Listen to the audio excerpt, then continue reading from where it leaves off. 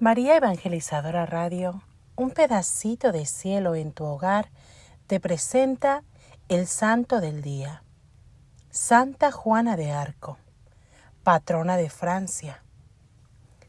Juana creció en el campo y nunca aprendió a leer ni escribir, pero su madre, que era muy piadosa, le infundió una gran confianza en el Padre Celestial y una tierna devoción hacia la Virgen María. Cada sábado, la niña Juana recogía flores del campo para llevarlas al altar de Nuestra Señora. Cada mes se confesaba y comulgaba, y su gran deseo era llegar a la santidad y no cometer nunca ningún pecado. Era tan buena y bondadosa que todos en el pueblo la querían. Su patria, Francia, estaba en muy grave situación porque la habían invadido los ingleses que se iban posesionando rápidamente de muchas ciudades y hacían grandes estragos.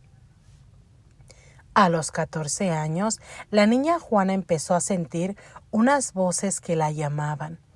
Al principio no sabía de quién se trataba, pero después empezó a ver resplandores y que se le aparecían el arcángel San Miguel, Santa Catalina y Santa Margarita y le decían: «Tú debes salvar a la nación y al rey». Por temor no contó a nadie nada al principio, pero después las voces fueron insistiéndole fuertemente en que ella, pobre niña campesina ignorante, estaba destinada para salvar la nación y al rey, y entonces contó a sus familiares y vecinos. Las primeras veces la gente no le creyó, pero después, ante la insistencia de las voces y los ruegos de la joven, un tío suyo se la llevó a donde el comandante del ejército de la ciudad vecina. Ella le dijo que Dios la enviaba para llevar un mensaje al rey, pero el militar no le creyó y la despachó otra vez para su casa. Sin embargo, unos meses después, Juana volvió a presentarse ante el comandante y ante la noticia de una derrota que la niña le había profetizado, la envió con una escolta a que fuera a ver al rey. Llegada a la ciudad, pidió poder hablarle al rey. Para engañarla, se disfrazó de simple aldeano y colocó en su sitio a otro. La joven llegó al gran salón y en vez de dirigirse hacia donde estaba el reemplazo del rey, guiada por las voces que la dirigían, se fue directamente a donde estaba el rey disfrazado y le habló y le contó secretos que el rey no se imaginaba. Esto hizo que el rey cambiara totalmente de opinión acerca de la joven campesina. Ya no faltaba sino una ciudad importante por caer en manos de los ingleses. Era Orleans, y estaba sitiada por un fuerte ejército inglés. El rey Carlos y sus militares ya creían perdida la guerra, pero Juana le pide al monarca que le conceda a ella el mando sobre las tropas, y el rey la nombra capitana. Juana manda hacer una bandera blanca con los nombres de Jesús y de María al frente de 10,000 hombres. Se dirige hacia Orleans. Animados por la joven capitana, los soldados franceses lucharon como héroes y expulsaron a los asaltantes y liberaron Orleans. Luego se dirigieron a varias otras ciudades y las liberaron también. Juana no luchaba ni hería a nadie, pero al frente del ejército iba de grupo en grupo animando a los combatientes e infundiéndoles entusiasmo, y varias veces fue herida en las batallas. Después de sus resonantes victorias, obtuvo Santa Juana que el temeroso rey Carlos VII aceptara ser coronado como jefe de toda nación. Y así se hizo con impresionante solemnidad en la ciudad de Reims. Pero vinieron luego las envidias, y entonces empezó para nuestra santa una época de sufrimiento y de traiciones contra ella.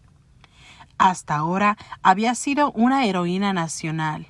Ahora iba a llegar a ser una mártir. Muchos empleados de la corte del rey tenían celos de que ella llegara a ser demasiado importante y empezaron a hacerle la guerra.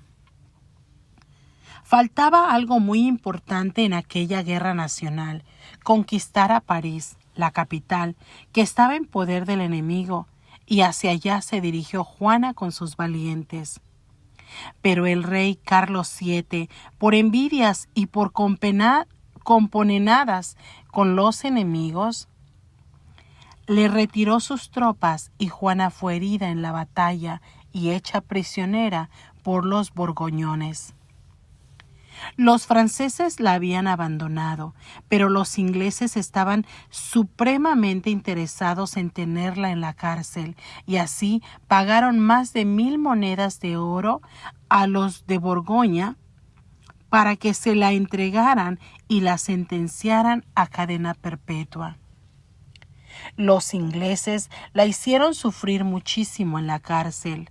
Las humillaciones y los insultos eran todos los días y a todas horas, hasta el punto que Juana llegó a exclamar: «Esta cárcel ha sido para mí un martirio tan cruel como nunca me había imaginado que pudiera serlo».